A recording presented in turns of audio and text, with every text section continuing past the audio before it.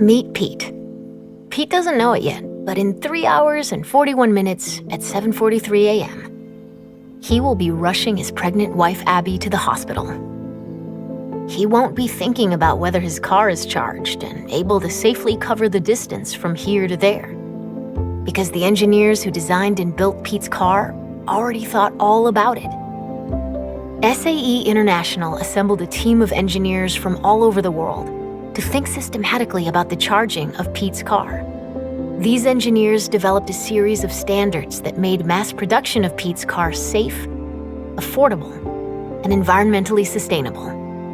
But Pete won't have to think about any of that. He's probably never even heard of us. And we're fine with that. Because in helping the engineers keep Pete's car fully charged and safe, we've done our job. Sleep well, Pete.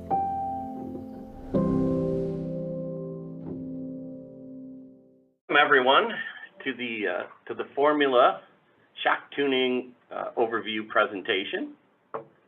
Thank you for joining us today, and a huge thanks to the SAE Detroit section in partnership with the SAE Carolina section for hosting this event. I'm Tim Drotar, your moderator. Just a little background about me. I'm currently a lead engineer in advanced vehicle dynamics at Stellantis. Prior to joining Stellantis, I spent 30 years at Ford in specializing in chassis systems and vehicle dynamics for passenger cars and light trucks. I'm a member of SAE, SCCA, and Tire Society. Got my BS in Mechanical Engineering from Lawrence Technological University and a Master's of Science in Mechanical Engineering from University of Michigan Dearborn. Shameless plug is that I also teach for a couple of classes for SAE, Professional Development, Advanced Vehicle Dynamics for passenger cars and light trucks, and Fundamentals of Steering Systems. So before we start, I just want to address a couple housekeeping items. All participants are automatically muted with their cameras off. So we do encourage you to use the chat function to ask any questions you may have. You can start right now. I'll take your questions and ask them to the presenter at the appropriate time. Also, this presentation is being recorded and will be posted on the SAE Detroit section YouTube channel at a later date. So today we're going to be hearing from Darrell Hancock Jr., Technical Specialist for Vehicle Dynamics at Stellantis NV. Darrell will introduce you to the basics of shocks, give you some tips and tricks for successful shock tuning, and answer any questions you might have. So good day and welcome. And thank you so much for being here today, Darrell. Thanks, Tim. Let me share my screen here. Okay, so as Tim mentioned, I'm Darrell Hancock. I'm a Senior Technical Specialist in Dynamics here at Stellantis. I've been in this job 28 years. I've been an SAE member for 42 years now, and I've dealt with quite a few different Formula SAE teams as a coach or mentor or consultant, whatever you want.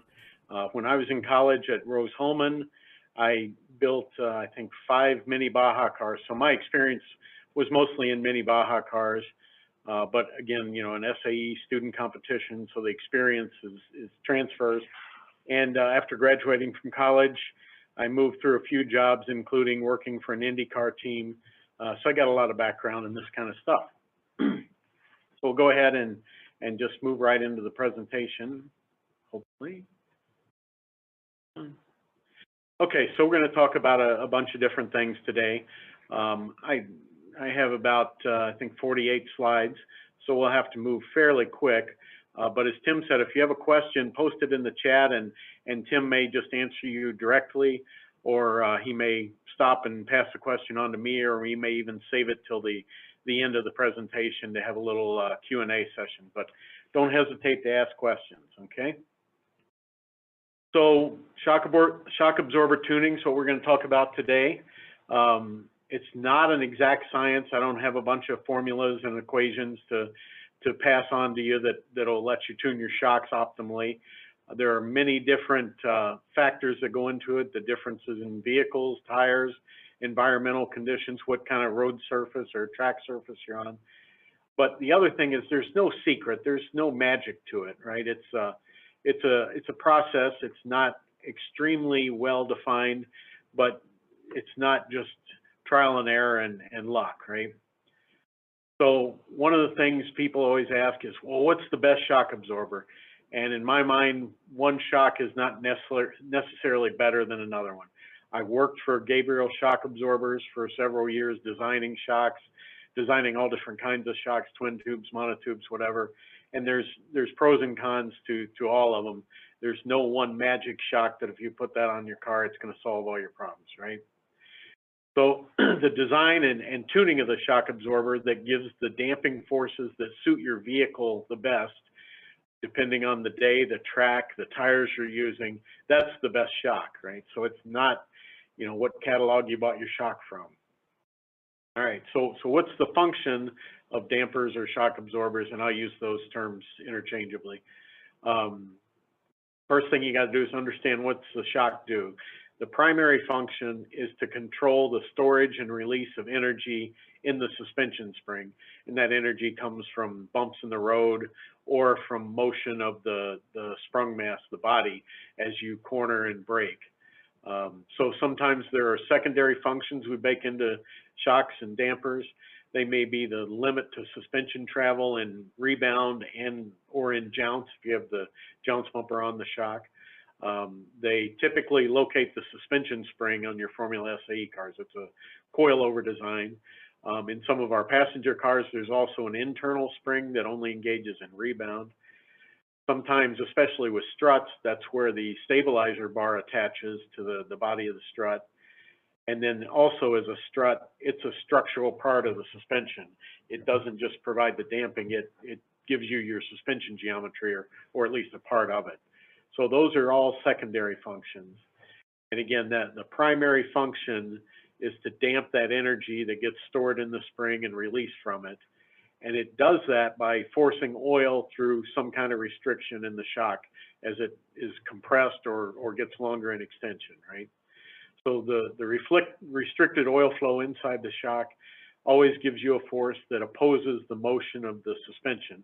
And that's kind of the definition of damping, right? It's opposing motion, right? So if your shock is being compressed, it produces a force that resists that compression. Or if your shock is being extended, it produces a force that resists that extension. So the bottom line, the result is the kinetic energy of the suspension moving or the body moving on the suspension gets converted into thermal energy in that shock oil as it goes through the restrictions. Then that thermal energy, that heat, is dissipated through the body of the shock into the environment around the shock. So that's the fundamental basics of what a shock does and how it does it. Right, so the forces that it produces, that's what you're looking for, right? You need a shock absorber that produces a force that controls that spring. So it's a function of the velocity of the shock, how fast the shock is moving, and it's nonlinear, and it's different in each direction. So as the velocity increases, the damping does not go up linearly. It goes through several different stages, and then it will be different. Those forces will be different whether you're compressing or extending the shock. So there may be other features in the shocks that make them sensitive to position. You'll see that on some of the Baja SAE vehicles. There are acceleration sensitive shocks that have a little valve that closes and opens with the acceleration applied to the shock. And there are even shocks that are temperature sensitive. Snowmobile shocks, for instance, have a little kind of a thermostat in them that changes the damping as they heat up and cool down. And all shocks have some temperature sensitivity because as that oil gets hotter, the viscosity changes, which affects the damping. Okay, so typically you have adjustable shocks on your Formula SAE cars. They work exactly the same way. They force fluid through a restriction or through a whole series of restrictions. But those restrictions can be modified by turning that knob or clicking that knob on the outside. So it's just an adjustable shock that functions like any other shock. You can just change it a little bit by turning knobs, right? And then there are adaptive dampers that kind of take that a step further. they can allow real-time or semi-active control of that damping. They can change the damping continuously. And then there's also the magnetological shocks or electrorheological shocks, and they function somewhat differently. They still force oil through a restriction, but they can vary the viscosity by applying a current or a voltage to the oil and change the viscosity of the oil almost instantaneously. Very, very fast response time, but you need all the electronics to control that. So in addition to the viscous damping forces that we want the shocks to produce, there's also some other forces that come into play. They all have friction, like any mechanical system. Ideally, you want as little friction as possible, but some is always inevitable. And then almost every shock absorber or damper you deal with is going to be pressurized, have a gas pressure in it, and that produces a force. So friction typically comes from the shock rod seal that holds the oil and pressure in the shock. As it seals against the rod and the rod moves, there's friction there. There's also a rod guide that locates the rod. It has some kind of bearing on it, generates a little friction. And then the piston, as it moves up and down inside the shock tube, it will generate some friction against the shock tube. So like I said before, nearly every shock is gas charged. The pressure inside the shock acts on the cross-sectional area of the rod to give you a force, right? It's a pressure acting on an area, so it produces just a force. And then as the shock is compressed, the pressure on that internal gas increases a little bit, and you get a very small spring rate from the shock, right? The spring rate, the gas spring rate from the shock will be way smaller than your spring rate in your suspension, but it can be significant. More significant is just it's called the rod reaction force, that pressure acting over the area of the shock rod. So I got schematically a few slides here to show you how a shock produces forces. And no shock absorber actually looks like these cartoons, but schematically they're very good, or they give you a simple explanation. So a cutaway of your shock, you're looking at the piston here and the rod.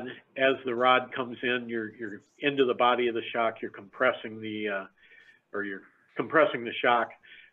That generates a pressure in the fluid that's on both sides of the piston, and that pressure acts over the area of the piston to produce a force that resists the motion of the rod. In extension or rebound, whatever you want to call it, it's the opposite. The piston is moving upwards, the rod is moving out of the shock. You have the oil above the piston under pressure, and that produces a force that acts over the area of the piston minus the area of the rod. So the working area or the functional area is slightly smaller in rebound than in compression, because you've got this rod on this side of the piston. So that's the very basics. So how does all this work? This is a schematic of a monotube shock absorber. You have the shock absorber body here. You have what's called a floating piston, and it looks a lot like this. It's a hunk of aluminum typically with an O-ring seal on it that seals against the body, but it can move up and down. And below that, you have your gas pressure. So the gas is separated from the oil that's in the working body of the shock here. So at very low speeds in compression, as my rod is coming into my shock, my piston is moving down, there will be a very small restriction, the hole in this disc, if you want to think of it that way, that the oil is metered through, and that produces a restriction to oil flowing from this side of the piston to this side, and that generates a damping force, right? The pressure on this side of the piston will be higher than this pressure above it, and you will have a force that opposes the motion of the rod. Then also, as the piston moves down, more of the rod comes into the shock body. So if you think of your shock body as your control volume from fluids class, right, you're displacing some of that volume with the volume of the rod. So that volume has to be accommodated somehow. So this floating piston will move down against the gas pressure to accommodate the volume change from that rod coming into the shock body. So the rod is much smaller in diameter than this piston, so the piston will move a very fraction of how far the rod moves into the body, or the piston moves. However much the shock is compressed, this piston will move some fraction of that. And this gas pressure will go up marginally as the volume is reduced by that piston moving down. Okay, and then as you move the rod into the piston still, but you're moving it faster, now the pressure builds up more below the piston, and that pressure acts over this little disc here, and eventually it gets enough force that it will start to compress this spring, which will increase the area for the oil to flow through. So the rate that the damping force builds at will go down. The slope will still be positive, increasing force, but not increasing as fast because you have less restriction for the oil flow. And again, the floating piston will continue to move down to accommodate the rod volume. So then when you get to really higher speeds, like this is more from hitting a bump or jumping a curb, that sort of thing, you will build up enough pressure that this valve opens fully, and the restriction becomes this hole in the piston, usually called the high-speed restriction. And this orifice is now the restriction. Again, the floating piston continues to move as more of the rod enters the body. So now you've really got three flow paths. You start out initially just through this small hole here, then this valve starts to open, and it continues to open further and further until this orifice becomes the restriction. So as the velocity of your shock absorber changes, the damping rate also changes. Okay, and then in rebound or in extension, it's just the opposite. You have a nearly identical flow path on the other side. At low speed, the small hole, the small restriction generates your damping force. As your speed increases, the spring will start to compress, the valve will open further, and then when you get to really high speed, the high speed orifice will become your restriction. But all of these parts, the spring rate, the orifices, will be different on the rebound side. So you will have a different set of characteristics in rebound than you do in compression. And also that functional area of the piston is different. In rebound, it's acting over this top part, not over the rod area. In compression, it acts over the full diameter of the piston. So that's what produces different damping forces in compression and rebound. And again, these are monotube shock absorbers, only has one tube, just this body here. And there are, like everything else, there are pros and cons to monotubes and pros and cons to what are called twin tubes. So this is a twin tube shock absorber. As the name says, there are two tubes involved. There's an inner tube, sometimes called the working tube or the pressure cylinder, where the damping really takes place. But that volume of oil that is displaced by the rod coming into the body can flow out through a valve and into this outer tube. So you don't need that floating piston. Typically, you have a gas charge in the outer tube. Gas will be here at the top, and then the oil will be at the bottom. So oil will flow back and forth. In compression, oil flows out of the working cylinder into the outer cylinder. In rebound, it's just the opposite. Oil will flow from that outer cylinder into the working tube to accommodate the volume of oil that the rod moving out displaces or displaced before. So twin tubes work very similarly to monotubes, except you have an extra set of valving in the bottom, sometimes called the base valve or the foot valve, compression valve.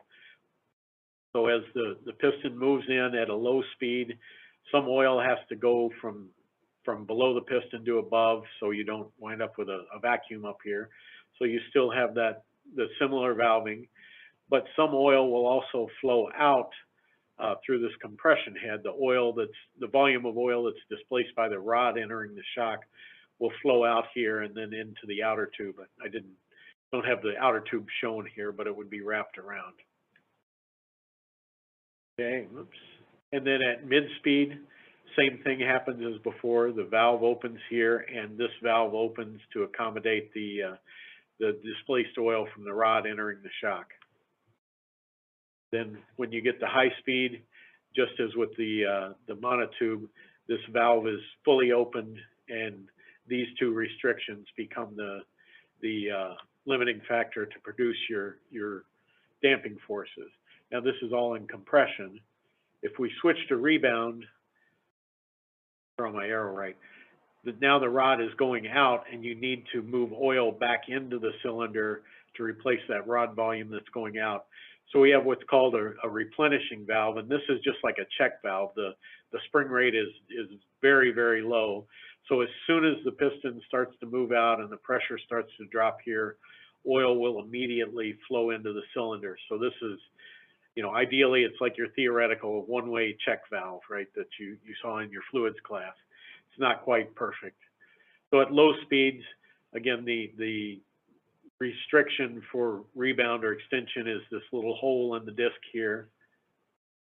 And at mid speed, you'll build up enough pressure to start to open this valve, compress the spring, and all the while oil is flowing readily from the outer tube into the inner tube. Then when you get to high speeds, this valve is fully opened, and this restriction is what's producing your damping force. So it's not fundamentally different between a twin tube and a single or monotube shock. There's a lot of characteristics that are similar between the two. So now we've got those damping forces. So you start out with that low speed, right, flowing through that small restriction. And if you remember your fluids class, it's kind of a parabolic curve. So if I have rebound or extension up here and I plot compression down here, and then the velocity of the damper, this is the velocity that it's moving in compression or rebound, not how fast your car is moving around the track. So those damping forces will go up very quickly through that small restriction. And we're talking, you know, like the size of a needle hole kind of restriction. So the forces will ramp up very quickly. Then if you just look at the valve, right, it stays closed until a certain point. Then at some point, you get enough pressure built up that the valve starts to open, and the stiffness of that spring or of the valve determines how quickly the valve will open and how much the pressure will increase, but it will be a much lower rate of increase than through that small restriction. Then with that high-speed restriction, it provides virtually no restriction at low speed, and then as you get faster and faster, again, it's a parabolic, but it's a much flatter curve. And again, it's different in rebound than it is in compression. So if you combine all those three curves and kind of connect the dots, here's what a theoretical damping curve really looks like. The damping forces build up very quickly at low speeds, and then the valve opens and they start to flatten out, and then that the high-speed restriction comes into play, and the forces go up quickly. Typically, you will have less force in compression, more force in rebound. So you'll see a curve that looks something like that. This is, I guess, conceptual. In concept, it will look something like this. Okay, and we oftentimes talk about the knee point. That's the point that the valve starts to open. That's determined by a couple of things: the area that the fluid pressure is acting on that valve, and the preload on that spring that holds that valve closed. And they're not always a coil spring like I showed, but how much preload there is on the valve determines that, and the area that the pressure acts over. But that can be a pretty important point. That's really your transition from low speed to mid-speed damping. Talk a little bit more about that later. And then we talk about progressive damping curve, where the damping gets continuously higher at a fairly high rate as you go faster in both directions. Then you talk about linear, which is more linear, more like a line. That would be with a valve that just keeps opening and opening. Sometimes you might have multiple valves, so you might have different linear portions out here. And then we talk about degressive or digressive damping curves. There's some debate over what the right term is there. But typically, you know, if you just said degressive, to me, I would think it would reduce with force, or reduce with velocity. But that's typically not the case. It's like a very flat progressive damping curve. You still got a restriction there, and the damping force does go up with speed, but it goes up at a pretty slow rate. So that's usually called degressive or digressive. Okay, so that's generically how shocks work. Now you put the shock on the car, and what's going on? So again, the shock forces are velocity sensitive to how fast that shock is moving up and down.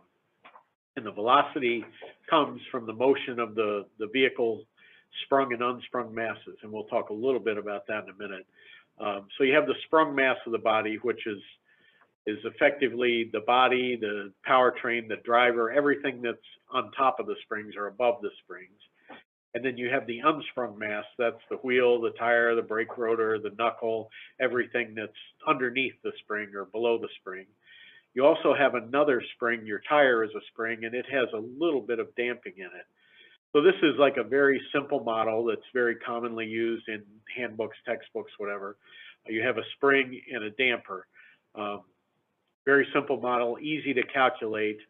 The big issue is this is not a dash pot when you talk a shock absorber, right? We just talked about how there's really 6 different levels of damping, right? There's low, mid, and high speed in compression and in rebound. So the simple, C times V double dot or V dot is, or no, C times V is not a very sufficient model for a shock absorber, right? But you roll over a road imperfection, you compress the spring in your tire first, that translates some force that compresses your suspension spring, that moves your damper, that then transfers force into your sprung mass. Would it actually be fair to say that it's not 6, but it's actually 12, because you've got front and rear? Yeah, or even 24. 24, because you have left front, left rear, right rear. Yeah. And in reality, especially when you get to production cars, it gets a lot more complicated, right? This free body diagram is considerably more involved. You have a jounce bumper in there. We have the gas spring force. You may have a rebound spring that engages in rebound. So it can get pretty complicated. And, things like rebound or jounce bumpers are very nonlinear and hard to model. And the tire damping is sometimes significant for smaller road inputs, right? What Tim and I have to worry about with production cars is a little more complicated than what you guys are dealing with. Okay, so just a quick review of what is sprung mass and what is unsprung mass. Sprung mass is, like I said, everything on top of the tires, the body of the car, the powertrain, everything that's up here, the driver, your wings, whatever. Everything that is above those springs is the sprung mass. And then the unsprung mass is everything that moves with the wheel and tire, I'll say. So the wheel, the tire, the brake rotor, the brake caliper, the knuckle, all of that stuff that goes up and down with the tire. And then there's some things that actually connect the two. You've got control arms, springs, shocks, whatever, steering arms or steering toe links. So those things are usually considered to be half unsprung and half sprung. There are some other rules out there, 2/3, 1/3, but it's not a very significant mass, so it doesn't matter. Just the easy way out is call it half, and half unsprung, half sprung, and go from there. Okay, so the shock absorber here reacts to both the motion of the unsprung mass and the sprung mass. So typically the sprung mass in a production car and a road car is, low ones, 1 to 2 hertz. Occasionally pickup trucks will get higher. You're probably in the ballpark of 4 hertz for a Formula SAE car. So relatively low frequency. You've chosen your spring probably to get a ride frequency, or you've at least calculated ride frequency with the spring you chose for other reasons. But now the unsprung mass, it's a lighter mass and it's a stiffer spring, so you get a much higher natural frequency down here. In production cars, it's usually in the 10 to 15 hertz range, probably more like 20 hertz for a Formula SAE car or any kind of real race car, any kind of non-production based race car. So now that's a little hint with your shock tuning, right? You've got low frequency motion for your sprung mass, and you've got high frequency motion for your unsprung mass. So when you tune your shocks, in a very general sense, this is not an absolute truth, but in a very general sense, the low speed damping will affect this low frequency motion, the motion of the body, and the high speed damping will affect the motion of the unsprung mass. There are crossovers in that, but in very general terms, that's a way to simplify your tuning. So first of many tips here, to damp or control the motion of the sprung mass, the body, in cornering or braking or acceleration, focus on tuning your low speed damping. And then to damp the motion of the unsprung mass over bumps, curbs, whatever, focus on the mid-speed and high-speed damping. And the reason you want to damp that unsprung mass is to keep the tire in contact with the road, because a tire that's not in contact with the road is not going to generate a lot of forces for you. Okay, so you're not going to be able to steer if your tires are bouncing off the road. So the effects of low and high-speed damping are related, as before you can get to high-speed damping, you have to pass through the low-speed damping. So there is some interaction between those. It's not tune one or tune the other. You affect both of them from tuning either one. But in, kind of first principles, you can treat those separately. Okay, so when I say that low speed and high speed, what do I mean? Low speed is typically that damping through that small restriction, right? And it's in the speed range of roughly 0 to 1/10 of a meter per second. Mid speed is a little bit higher, from roughly that 1/10 of a meter per second to maybe 3 meters per second. And these are very general rule of thumb values. Don't draw a hard line there. Don't go say, well, Darrell told me. That's not the way it is. And then high speed is the stuff above 3/10 of a meter per second and up. And when you hit a bump or hit a curve, you can see 2 meters per second on your shock absorber. I have a question. Is that those numbers? Is that the velocity, the velocity at the wheel, or the velocity at the damper? Yes, it's the velocity at which the damper is moving. So if you have a motion ratio between your wheel and your damper, you have to take that into account. If your damper does not connect very close to the wheel end to the knuckle, then it won't have the same velocity as the wheel does. Okay, so that's talking damping forces on your car. Now, if we look at the dyno, and I know some teams have dynos, some teams don't, and some teams will get, their shock supplier or somebody to measure shocks for them. Forces on the dyno are a little bit different.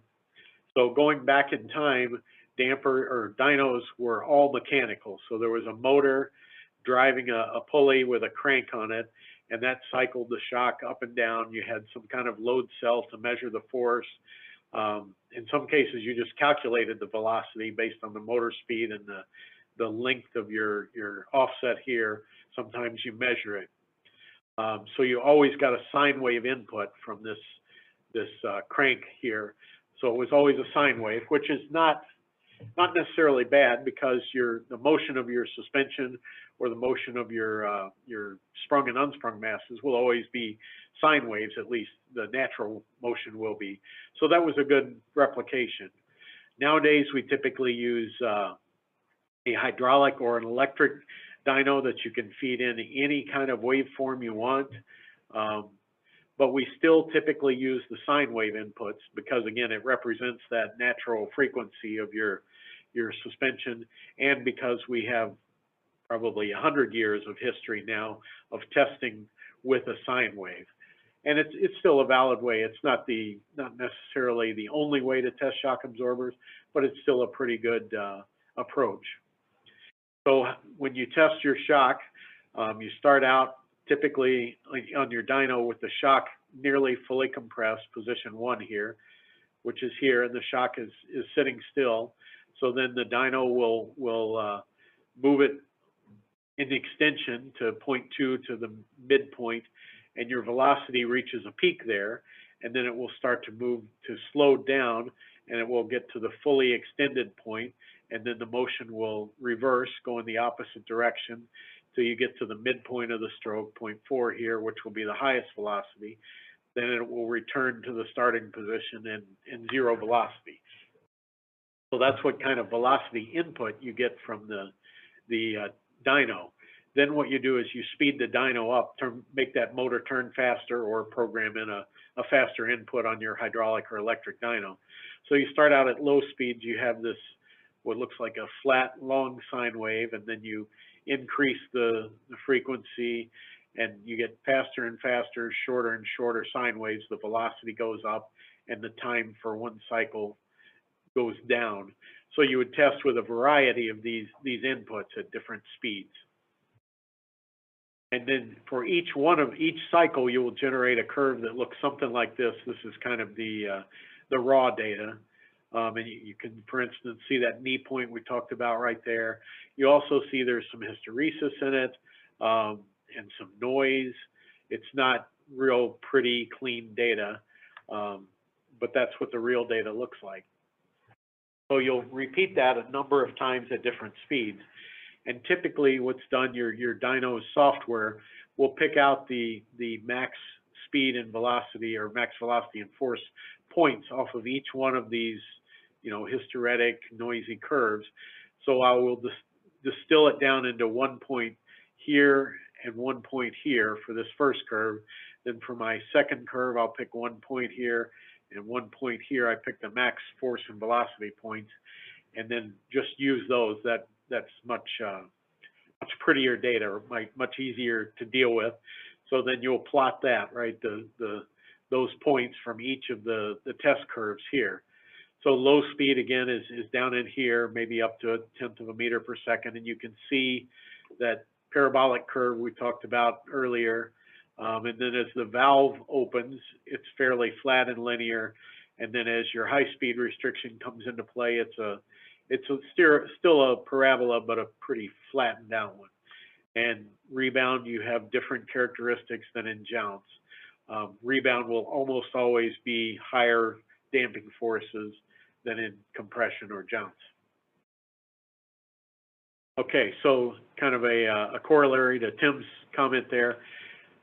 If you have a simple swing arm suspension and your shock is mounted halfway on that, now the motion ratio is going to be half, right? If I move my suspension up by 100 millimeters, this is only going to move up by 50 millimeters, right? The ratio of 250 to 500, or half, right? So my shock is going to see lower velocity, it's going to see less travel. Then if I incline my shock at some angle to attach to a convenient point on my frame up here, I got to take the cosine of that angle, and that reduces my force further. So I start out with geometric, or a motion ratio of 0.5, and then I reduce it even further by the cosine of the installation angle.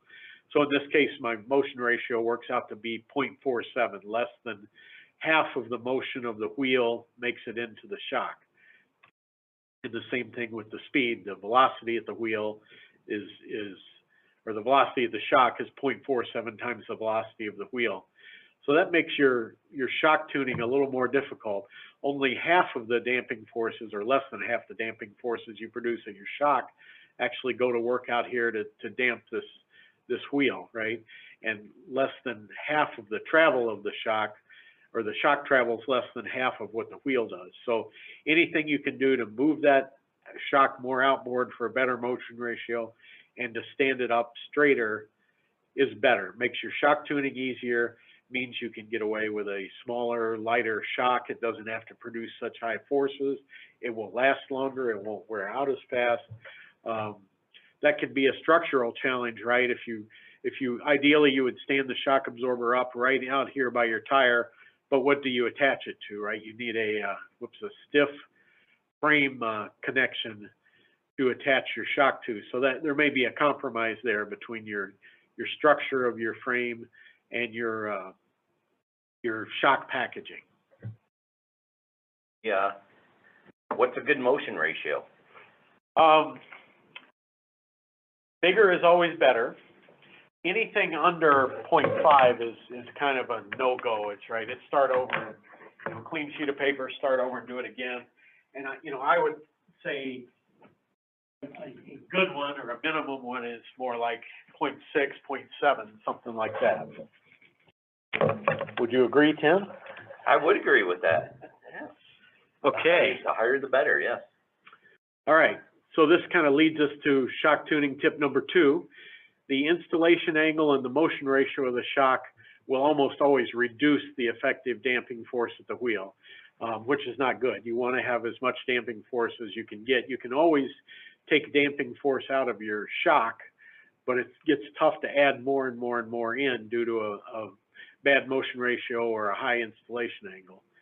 So you'll need more damping force as the motion ratio becomes smaller and the installation angle becomes bigger. So that will make your tuning kind of doubly bad, right? The force is reduced because of that, and the velocity of the shock is reduced, so it will produce less force, and then that force is further reduced by the motion ratio. So I guess then if you have those adjustable shocks where you have those clicks, with a poor motion ratio, you may not see a difference in vehicle performance from click to click because you're not getting as much at the wheel. Yeah, it may not respond to one click. You may have to put 3 clicks in to notice a difference. So again, having a rigid attachment point can be important, right? The shock produces a significant amount of force, right? So that's the trade-off between your frame and your motion ratio, your installation angle. So I saw this car in a museum and took a picture of it. So they've got a pretty good motion ratio. The shock is attached pretty close to the knuckle here, and it's pretty vertical, but it's on this cantilevered tube sticking out from the frame. So now not only have you lost stiffness or rigidity by having this out here, you've effectively got another spring in the system because this will be a cantilevered spring effectively, and it has no damping on it, right? The motion of that spring is not very well damped compared to the body, right? So you've introduced another spring into the system, which is going to reduce your spring rate of your coil spring out here, right? You've got springs in series, and it's going to reduce the effectiveness of your damper, right? Because some of the force gets lost in this spring. So, good thinking from a geometry standpoint, not so good thinking from a structural standpoint. So if you could, triangulate this point out here better, that might be an advantage, right? Adds a little bit of extra weight to add the extra structure there, but you've got a good installation angle and a good motion ratio. So there's always that compromise you've got to strike there. Okay, so what damping force do you need from your dampers? Well, that's a really good question, and if I had that answer for you, I probably wouldn't be here. I'd be at the bank counting my money, right? So you can go into a lot of textbooks, handbooks, right, and they'll talk about the critical damping ratio. That's the ratio of the damping your damper is producing to what is required to have a critically damped spring mass system, right? So it's a pretty easy calculation. Your critical damping ratio is 2 times the square rate of the spring rate times the mass. And then the ratio is your actual damping to your critical damping. Now, this K and M, those are not the actual rate of your spring, and your actual damping ratio isn't the damping ratio here. You have to take that motion ratio and that installation angle into account. So this is the effective spring rate out at your wheel. So if you were to move your wheel up an inch, measure how much force that took, that would be your spring rate. And this actual damping force would again be measured right at the wheel. So if I move my wheel up at 0.2 of a meter per second, what force do I get from my damper? Not what did I read on the dyno, right? The motion ratio on your shock dyno is always 1-to-1, but the motion ratio on your car is not always 1-to-1. So easy equation, but finding the numbers to plug into it is a little more complicated. Okay, but then as I mentioned before, in reality, this is not just a pure dash pot with a damping coefficient, right? You have those, at least 6 different damping characteristics. So what would that damping rate be if I just picked a number, that CS? Well, it's a line, and it'll go through 0 no matter what.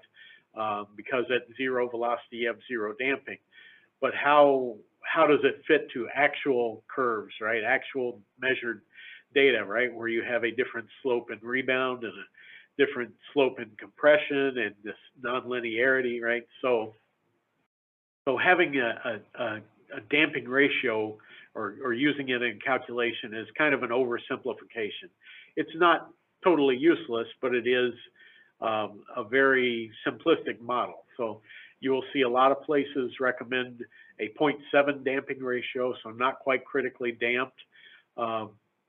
In a real passenger car, it's probably lower. For race cars, it's probably in that ballpark of 0.7, but obviously there is a lot more to it than that, right? You have compression, you have rebound, you have nonlinearity. So don't just, go to that previous slide and say, well, here's all the calculations I need to do and my car will be optimized. No, this is a starting point, very much a starting point in calculating damping forces.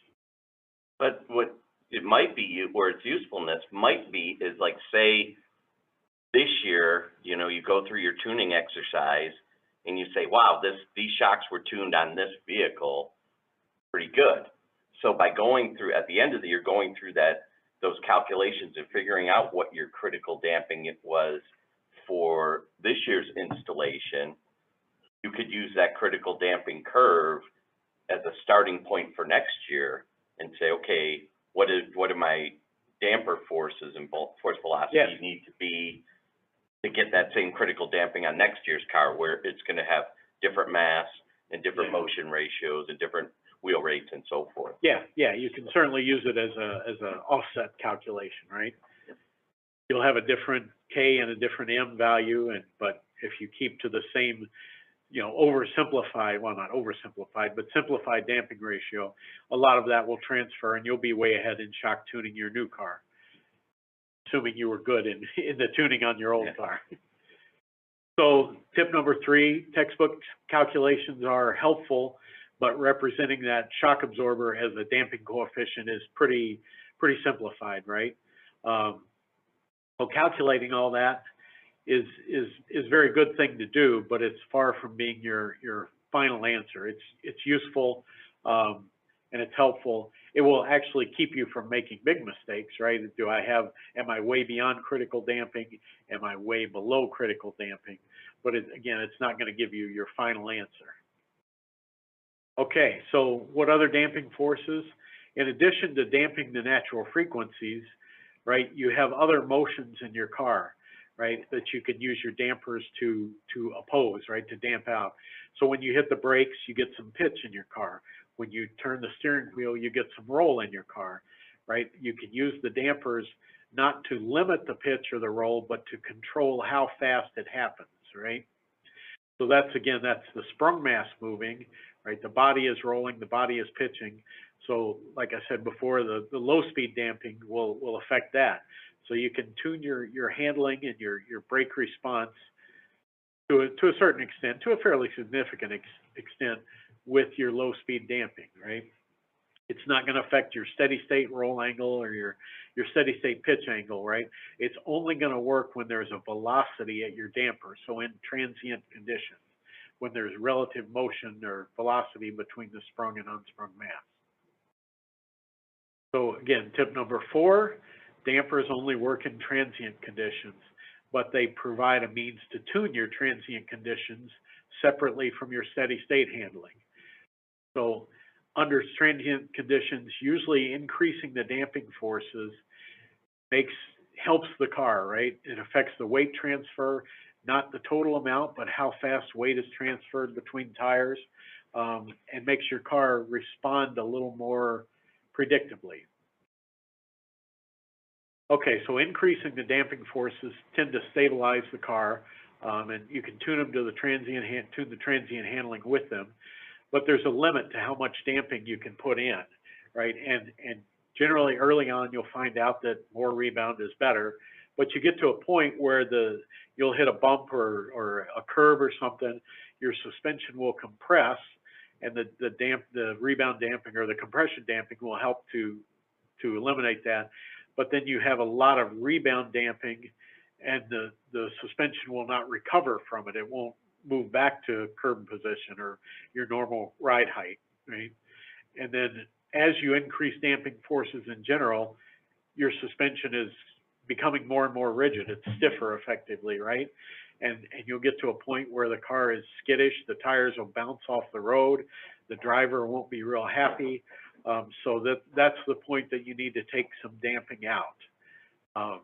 And again, there's not, there's not an easy equation to calculate that with. So you're going to have some trial and error and apply hopefully some of the things you're learning today to that. Okay, so some suggestions for tuning your shocks. First thing you want to do is make sure the steady state handling of the car is sorted out as good before you do shock tuning, right? If you can't drive around a circle on the skid pad comfortably and at something close to a good target acceleration or speed, you're never going to fix that with shocks, right? You got to get that basic fundamental steady state handling right going in. Right? Then you can, from your basic calculations for damping ratio, that'll get you into a starting point, right? You can kind of draw that line over your shock curves and see how close or how far away you are, right? You can use that damping coefficient just to get you in the ballpark as a check. Am I doing something crazy or am I in the right area, right? I would say start maybe a little on the lower side, maybe closer to a 0.5 critical ratio, 0.5 times the critical damping, and then build up.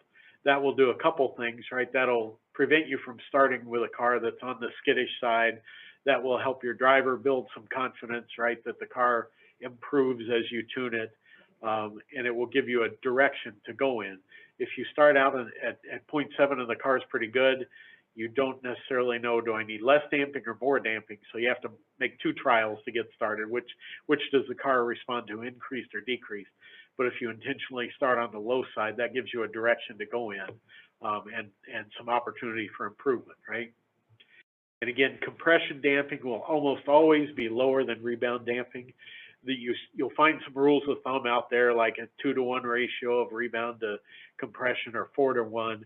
I don't think those are very helpful ratios. It's going to depend on a lot of things. So your sprung mass, your unsprung mass, your ride frequencies, your shock characteristics, right? So don't find that somewhere and say, oh, I've got the perfect 4-to-1 ratio. That's not helpful. If you're at 12-to-1 or if you're at 0.5-to-1, you're probably got something else going on. You're probably out of the ballpark, but that should be a target value, that ratio. It might be something you maybe track, but don't set a target for it and try to meet that target. You want the damping that your car performs best with. Okay, so as I said before, in very general terms, the low-speed damping will affect the motion of your sprung mass, which is your roll and your pitch, your cornering and your braking, right? Which is a lot of what you're trying to control. The motion of that sprung mass and the weight transfer between your tires. More rebound travel in general will improve handling. Too much and you can get that jacking down where you hit a bump, the suspension compresses and it doesn't release, it doesn't uncompress, and the car continually gets lower and lower to the ground and eventually will be just scraping on the ground and not returning. So rebound damping typically feels good to the driver, but there's a limit to how much you can do. And then if you have a lot of ground effects, in particular aerodynamics, you'll be very sensitive to ride height changes and especially pitch changes front to rear. So usually rebound damping will help those, again, up to the point that the car is jacking itself down and running very close to the ground. But anything you can do to control the motion of that ground effects will help, primarily in pitch, but also in roll. So typically you will have stiffer springs anyway if you have a lot of aero downforce, and you will need stiffer damping or higher damping to go with the stiffer springs, and it will help to add damping in general to control your aerodynamics, your ground effects aerodynamics. Okay, and then think of your shocks as springs or roll bars that only work in transient conditions, right?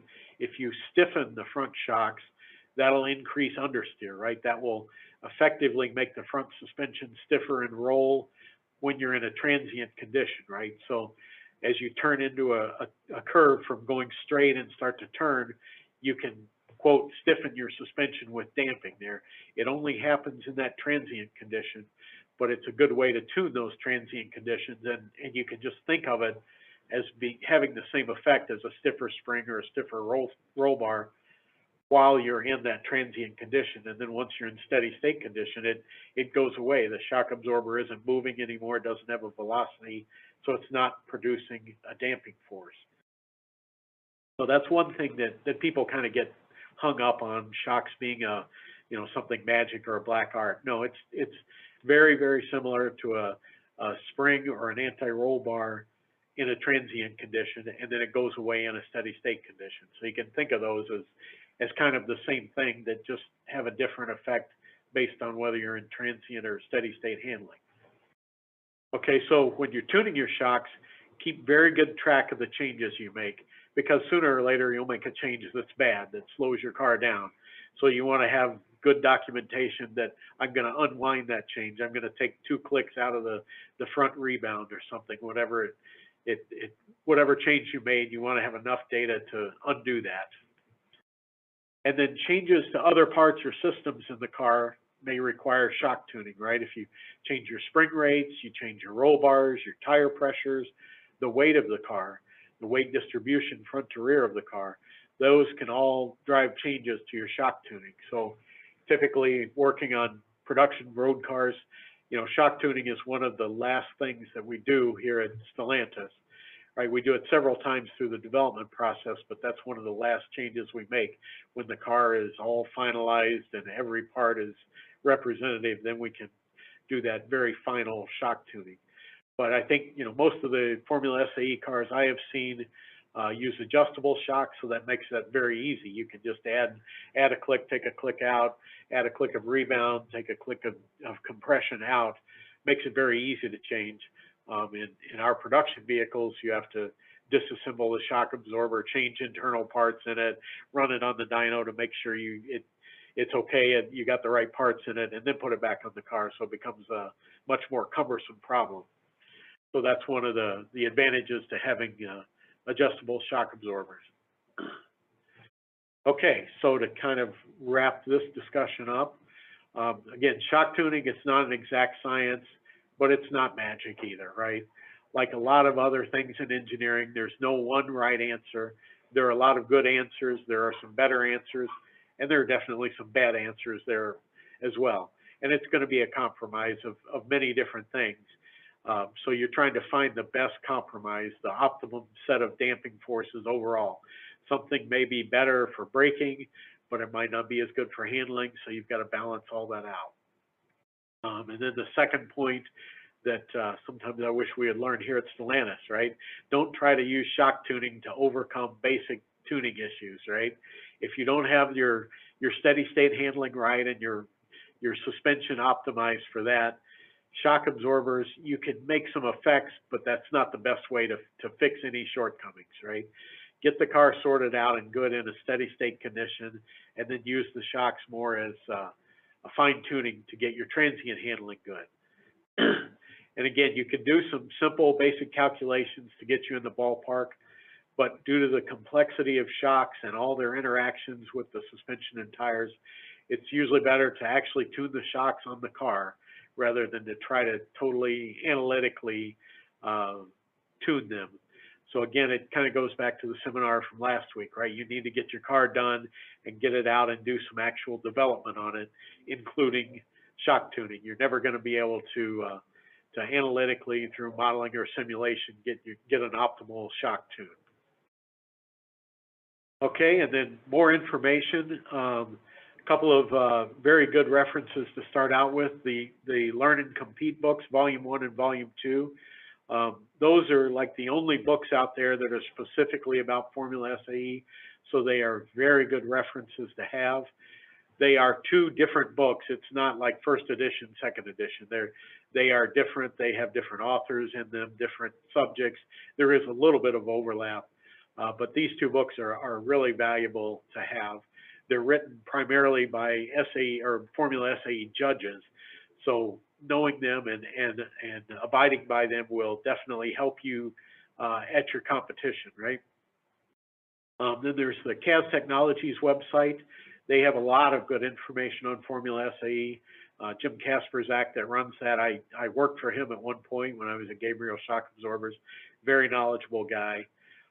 The Optimum G website, Claude Ruel obviously knows his stuff. There's a series of technical papers, I think they're still on the website, about springs and dampers. That's a very good reference to have. And then he also has his 101 tips for Formula SAE that cover not just damping, but the whole wealth of the car. There's a book that's a little hard to find, Automotive Shock Absorbers, Features, Designs, and Applications. That is primarily focused on shock absorbers, not tuning them to your car, but it does a very thorough job of explaining shock absorbers, help you understand the shocks themselves, shocks and struts. There's the Shock Absorber Handbook, which is like a textbook on shock absorbers, especially from an analytical standpoint. There's just a wealth of information there. And then there's a pretty good book by Jan Zidek, Vehicle Dynamics and Damping. It's kind of fun to read because he has a lot of anecdotes and history there. Jan is actually the guy that taught me to tune shock absorbers way back in the 1980s. He worked for Coney for a long time and then left and found his own company and then wrote this book. The book's maybe a little rough around the edges. He could come out with I think a third edition and fix a few things in it, but there's still a lot of very valuable information in there. And like I said, it's a good read. There's a lot of stories and anecdotes that do kind of teach you something, right?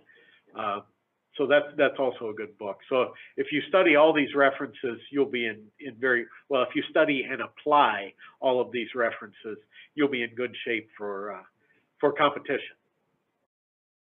Okay, Tim, any questions? There is one question so far, and Abhishek asks, when do we decide we need internal rebound springs? That's a good question. I would say probably not for a Formula SAE car. What those do is they effectively couple the unsprung mass to the sprung mass and increase the roll and I guess also the pitch inertia of the sprung mass by coupling it to the unsprung mass. So where that comes into play typically is in higher center of gravity vehicles where you're trying to reduce the amount of roll, the amount of body roll in the vehicle. So you can do that in a transient condition by coupling the two masses together to increase the inertia of the roll inertia of the vehicle. So Formula SAE cars being relatively light and having a very low center of gravity, at least most of them, I don't think that really comes into play in terms of Formula SAE. That's along on that line, the same lines. What about jounce bumpers or bump stops? Yeah, those, clearly as you use up your full suspension travel, you need to manage any energy left in the system. So conceptually, a jounce bumper or bump stop is just an auxiliary spring that prevents you from suddenly running out of travel. It increases the stiffness of your suspension, typically very non-linearly at a very fast rate to absorb any energy that's still there from hitting a bump. And tuning those can be a very interesting exercise, right? If you engage your front jounce bumpers before your rears in roll, for example, you're going to generate a lot of understeer. Suddenly you have a very stiff front suspension, a lot of weight transfer across those front tires, and you're going to very dramatically increase your understeer. So the jounce bumpers need to be tuned to use them as little as possible, but if you are bottoming the suspension out, you need them there, and they need to be tuned in relation to the front and rear. So you engage them at a similar time and keep your front to rear weight transfer consistent. So, question then with regards to the tuning, doing a tuning exercise. What type of events would you recommend, starting with? I know you said that, it's get the cars sorted out from a steady state perspective, but what type of maneuvers would you start with to start tuning your shocks? Well, obviously transient maneuvers, and also, if you expect the course or the course is going to have a few bumps in it, that will help. In our production cars, we tune a lot based on ride.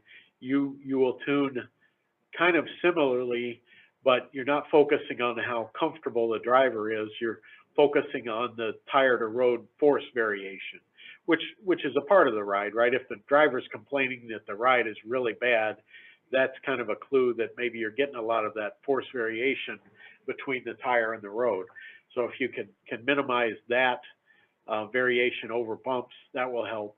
And then transient maneuvers, the more transient, the more the shocks will come into play. So a slalom is a good maneuver. A left-right turn, right, where you're cornering to the right and then you have to turn to the left, or vice versa. Something like the SAE skid pad event, where you corner steady state and then you suddenly transfer to cornering in the opposite direction, right? So that's a very, very transient event, that switch from left to right. Shocks will come into play. And then, as I mentioned in the seminar on chassis development last week, just drive up to your circle you use for your steady state, drive up tangent to it at the steady state speed that you've already established, and turn in, right? That gives you a transient input to the shock, and a pretty pure one from a handling standpoint if you don't brake or accelerate. If you're just at a constant speed and you're gonna change from straight ahead to cornering, you're gonna transition there, that will help you tune your shock absorbers. So, but don't focus too much on that, because in competition, you're typically gonna be braking into that turn, but you can separate that out from a handling standpoint.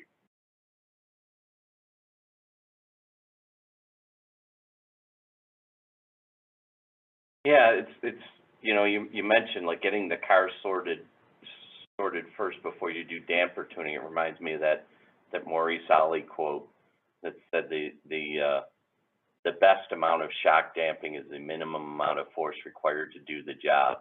Yeah. Yeah. Yeah, and I will put a little caveat on that. I think in Maurice Ali's times, there was probably a little more friction in shock absorbers than there is today. So by having less and less force, the less force to him is probably more force than what we deal with, right? Yeah. The seals and the rod guides, they didn't have Teflon banded pistons in the 1940s, right? Yeah. So Alexis asks, after doing the spring rate calculation, you suggest multiplying the result by a factor to accommodate different scenarios, and which factor you recommend? Well, you clearly need to multiply it by the motion ratio and the angle, the installation angle of your spring and or shock. And keep in mind, if you don't use a coil-over shock, you may have different motion ratios for your spring and for your shock, and also for your stabilizer bar or anti-roll bar. You can have 3 different motion ratios in your front and your rear suspensions. But there's some rules of thumb out there for how much load you should expect, right? We use 5G vertical acceleration. You should have a stiff enough spring rate that you don't completely bottom your suspension out under a 5G load. So there are a lot of things out there that you can use as ballpark calculations. But again, it comes back to getting your car together and tuning it, actually developing it, right? And you will build up some of this history, right? You can use last year's car if you had a car then, and that's kind of the tribal knowledge that your team can build. So that, again, is why it's very important to keep track of changes, document everything, and then you can refer back to those documents next year. You may have to adjust things a little bit due to a different car design or car tuning, but that becomes knowledge that's very important to track. Yeah, especially as team members leave Yeah. and new team members come on, having, that documented knowledge of, the lessons learned from the previous year or years is invaluable. You don't want to be recreating things, and recreating analysis and year after year, so. Yeah, I saw a tech tip from a company that makes alignment equipment for racing purposes, and one of their tech tips was the best tool you can buy for your race team is a notebook. By writing stuff in that, you will learn so much. You'll document and just by the process of writing it down, right, it forces you to remember it a little bit better. But yeah, the best tool you can buy for your race team is a notebook, and I wouldn't argue with that. Yeah. Yeah, and that not only goes for those who are, doing the analysis offline, but also the person behind the seat or behind the steering wheel, getting good driver feedback, so you can correlate those, subjective impressions to, to first principles of this. Yeah, to objective data and to changes, right? When we made this change, the car went faster and the driver liked it better, right? And shock absorbers, again, right? There's not, I don't have a shock meter that I can put into the car that tells me when my damping is right, right? There's no shockometer or anything, right? You're going to have to look at a lot of different data, much of which will come from your stopwatch, but some of which will come from your driver and, other channels that you can acquire, but there's no one metric for damping, for what's the best damping, what isn't, right? It's a combination of many different factors. And again, right, over the course of a Formula SAE autocross course or endurance course, there's going to be some compromises. The shock tuning that works best in the low speed, tight radius corners might not be the damping that works best in the high speed, large radius corners. So Yep. You may have to make some compromises there. Yep. Abhishek has another question. This is good. He asks, are there any pros or cons of having a COS, coilover shock, compared to an individual shock and spring? Yes, there are both pros and cons. One of the pros is it's one easy to package, easy to install system, right? You just have your coilover shock. Typically, it can give you a better motion ratio. Not always. That's not a hard and fast rule. And it typically coilover shocks, you will have a threaded adjuster to adjust your ride height. That's very helpful. But if you talk aerodynamics, right? If you have both a shock and a spring out there at a good motion ratio, you've got a little more frontal area and drag there. But you can also tuck them in your body with a pull rod or push rod suspension. So that's not a hard and fast rule. It can make servicing the car easier, right? If you're going to rebuild your shocks, then you have to, take the spring off the shock. You have to support the car. The spring isn't there to hold it up. But if you look at a car that has the spring installed separately from the shock, it's an easy thing to unbolt the shock, take it in, rebuild it, run it on the dyno, and then put it back on the car. So I don't think there's an inherent advantage to one or the other. The coilover does simplify things a little bit. You've only got 2 attachment points now. You don't have to have 2 attachment points for the shock and 2 attachment points for the spring.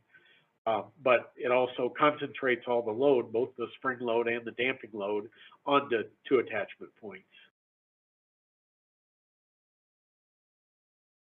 Thanks. Yeah, Robert asked a question. Have you ever seen the free sliding piston seal fail? Fluid mixing with the gas?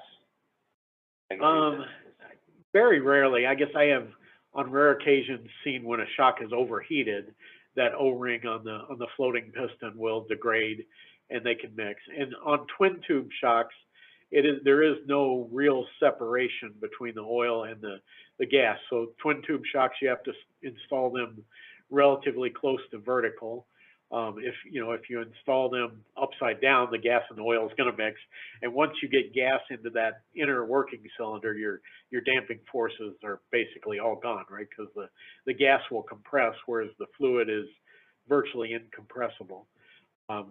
When I worked at Gabriel, we would have problems if shock absorbers were shipped horizontally, right? The oil and gas would mix, and you would have to stand the shock up vertically and go through a purge process to separate the gas from the oil before you installed it on the vehicle.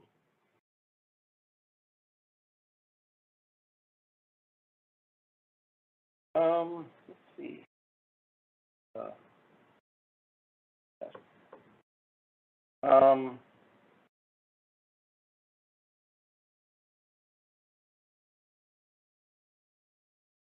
Anything you want to add, Darrell?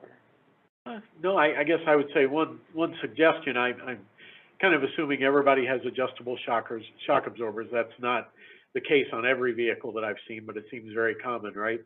It's a good thing to know how those adjustments work. One of the more common ways to adjust a shock is to have like a needle valve in one of those restrictions, and you screw in and screw out that needle valve to change the effective diameter of that restriction. But some shock absorbers, especially ones that have clicks, those may be changing the preload on your valve that opens.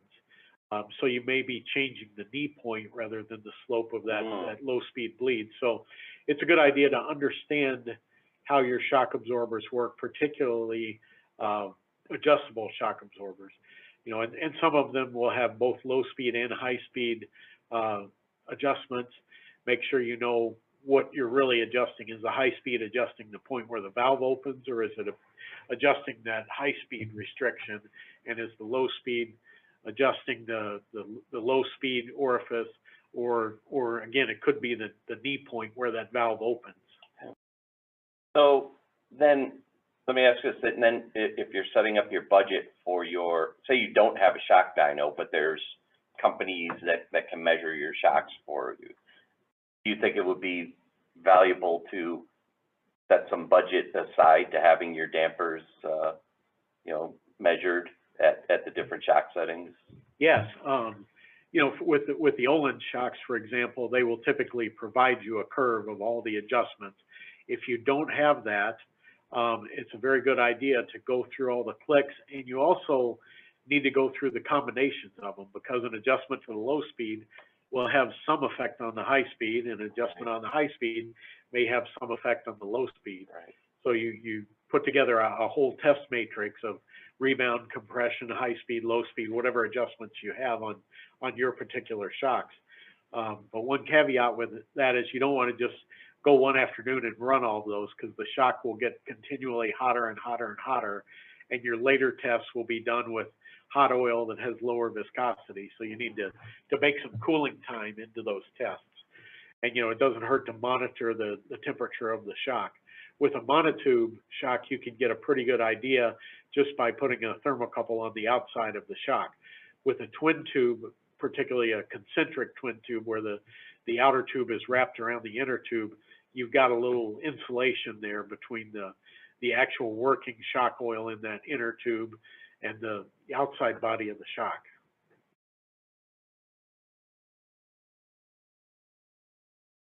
And then, of course, there are rebuild kits where you can rebuild your shock and change the overall damping characteristics. Even if it's an adjustable shock, you can shift the range of adjustments one way or another.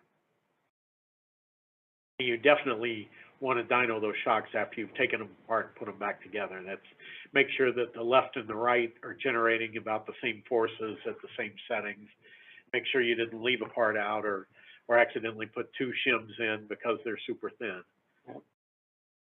So getting back to the, starting your damper tuning exercise, if you don't have that, you unfortunately don't have that data on your shocks, where should you start? Probably in the middle range of the adjustment, but make sure to start out to begin with, make some big changes. Don't be afraid to put 5 clicks in, right? And then take it back 10 clicks in the other direction, right? And see what your car does. Don't be shy about changing that. You're not going to break anything, right? You may surprise your driver a little bit, so they should use a little caution after every change. Just basically any change you make, right? The driver needs to use a little caution till they understand the effects. Right. I know in passenger cars, one of the things that we sometimes do is, as Darrell mentioned, when you've got the car sorted out from a springing perspective and you start your damper tuning, is just basically go in the minimum amount of damping in the shock, and then start slowly adding in, compression, rebound, front and rear, to get the gross body motions, balanced. Again, getting back to the SAE, the best amount of shock damping is the minimum amount required to do the job. Yeah. Yeah. So, as I mentioned in the chassis tuning presentation last week, right? The answer is always it depends, right? It's a compromise of many different things, and don't be afraid to try things, right? I think, I talk to a lot of teams at competition, and they have the 4-way adjustable Olin shocks, and I ask them what shock tuning they've done, and they haven't done any, right? So having all the sophisticated shocks with all the adjustments doesn't do you any good unless you take advantage of it. So again, it goes back to, getting your car done in time to develop it and actually, turn those clicks. As long as you keep track of where you started, you can always go back. Sooner or later, you're going to make a change that makes the car worse. As long as you can undo that change, you're in good shape. But again, what you talked about, the motion ratio, is back in the architecture development stages. Just make sure that you prioritize having a decent motion ratio, something greater than 0.5 from the shock to the wheel. So you have this tunability when you get to the point where the car's on the ground and you're changing clicks on the dampers. Yeah, so the installation of the shock, the motion ratio, the angle it's at, and what it's attached to, right? You want to, the frame judges will harp on everything has to be attached to a node and be stiff, right? And even if you attach it to a node, if your brackets are not in line with the forces, now your brackets are bending, right? If you have a nice node for your shock to attach to, and you stick a couple of brackets out horizontally, and the shock is coming in at a 30-degree angle, now those brackets are in bending. So try to have straight, clean, stiff load pass. And especially when you have a coilover shock, because it's not only the shock absorber, it's the coil spring. And springs in series, no matter how stiff you make that suspension spring, it's going to be reduced by the stiffness of the frame, right? 2 springs are always softer than 1 spring in series.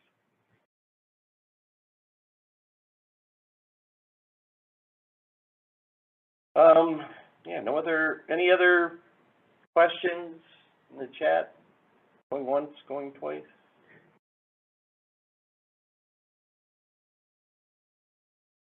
If there are questions that come up later, you can, and if Darrell wants to go to the last slide, I guess. There we go. Yeah.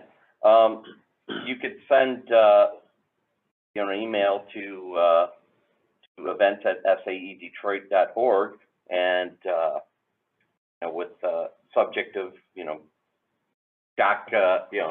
shock overview, and those questions would get to Darrell, and maybe we can somehow answer them for you. Yeah, or they'll go to Tim.